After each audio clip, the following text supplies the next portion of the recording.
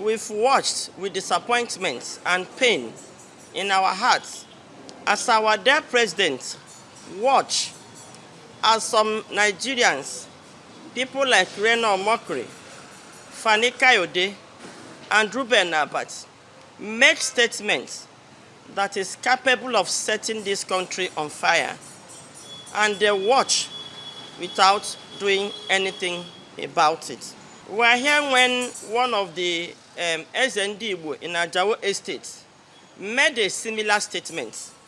He was arrested, incarcerated for nothing. And we also demand that the federal government dismantle with immediate effect all the checkpoints, all the military checkpoints in the southeast. If the militaries could be in the southeast and we have this high level of crime in the southeast, I don't think we are safe in the hands of the military. We call on the governors of the southeast, raise vigilante groups. Let each community go and raise vigilante groups to guide yourself. It's our children they are killing. We are standing our ground today to say no to all this. Otherwise, we'll all become not just widows, but childless.